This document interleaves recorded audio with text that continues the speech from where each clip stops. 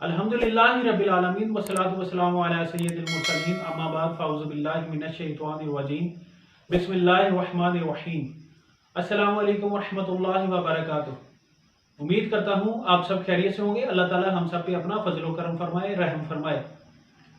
आप देख रहे हैं वसीम कादरी चैनल। मैं सूफी मोहम्मद वसीम कादरी आपकी खिदमत में हाजिर हूँ।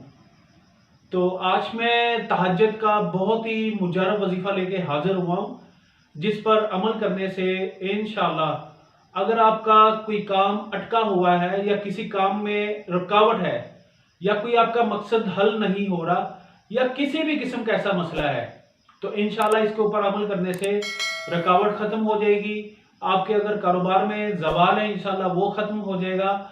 अगर आपका कोई मकसद पूरा नहीं हो रहा इंशाअल्लाह वो मकसद पूरा होगा। और अगर आपकी कोई हाजत ऐसी है जो रुकी हुई है वो पूरी नहीं हो रही, इंशाअल्लाह वो हाजत भी पूरी हो जाएगी। तो अगर आप हमारे चैनल पे नए हैं तो इसको सब्सक्राइब करें ताकि आइंदा जो हमारी वीडियो है वो आपको बर वक्त मिल सके, और इसको ज़्यादा से ज़्यादा शेयर करें। तो हो सकता है आपने वजीफा आगे भी किया हो, लेकिन आपको जो मकसद था, जिस मकसद के लिए आपने वो वजीफा किया था, वो आपका मकसद हल ना हुआ हो। तो इंशाल्लाह ये एक बहुत ही मुजरब तहज्जुद का वजीफा है। ये तहज्जुद के वक्त आपने करना है। तो ये करने से पहले सदका खैरात लाजमी दें, अल्लाह के हजूर इस्तगफार लाजमी पढ़ें, आका करीम सल्लल्लाहु अलैहि वसल्लम पे दरूद व सलाम पढ़ें और नमाज की बाकायदगी करें।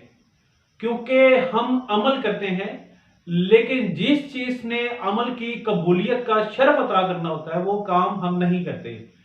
तो आपसे गुजारिश ये है कि ये काम करने से पहले लाजमी, क्योंकि माह मुकद्दस माह रमज़ान का बहुत ही मुकद्दस महीना है, तो इन दिनों में तहज्जुद पढ़ना वैसे भी बहुत अफजल है।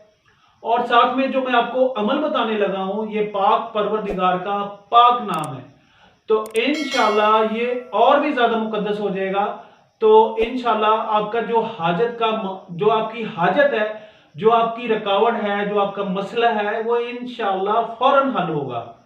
तो आपने लाजमी अपने आप को पाक साफ करना है, नमाज पढ़ना है बाकायदगी के साथ और बावजू रहना है। उसके बाद आपने एक अमल शुरू करना है।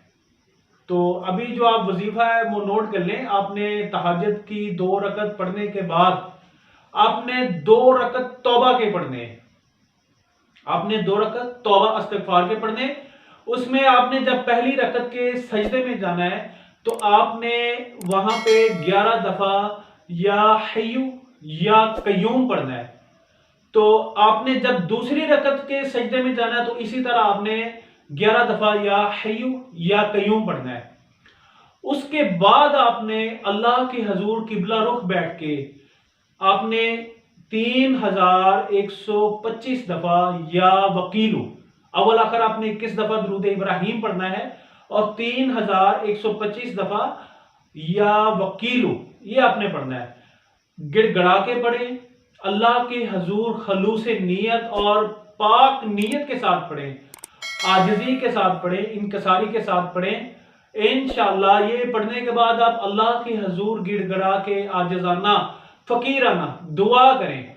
इंशाअल्लाह उस मकसद की दुआ करें जो आपका हल नहीं हो रहा, उस हाजत की, उस रुकावट की, जवाल की। अगर शादी नहीं हो रही तो शादी के लिए कर लें। अगर आपके ऊपर कर्जा है तो कर्जे के लिए आप दुआ कर लें। अगर आपका बहुत ज्यादा जवाल आ गया है तो जवाल के लिए दुआ कर लें। अगर तंगदस्ती है तो तंगदस्ती के लिए कर लें।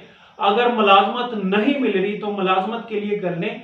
अगर घर के अंदर परेशानी है तो उसके लिए कर लें। इंशाअल्लाह ये एक ऐसा मुकद्दस वजीफा है जो मैंने आपको बताया। इंशाअल्लाह ये जो जायज काम के लिए आप करेंगे इंशाअल्लाह वो आपका मसला हल होगा, और ये इंशाअल्लाह चंद रोज के अंदर हल हो जाएगा आपका इंशाअल्लाह। उसके बाद आपने क्या करना है, जब भी आपने वजीफा पढ़ लेना है, जो बाकी दिन है वो आपने कोशिश करनी बावजू रहना है, और अल्लाह का जो पाक नाम है अल्लाह, ये आपने विर्द करते रहना है।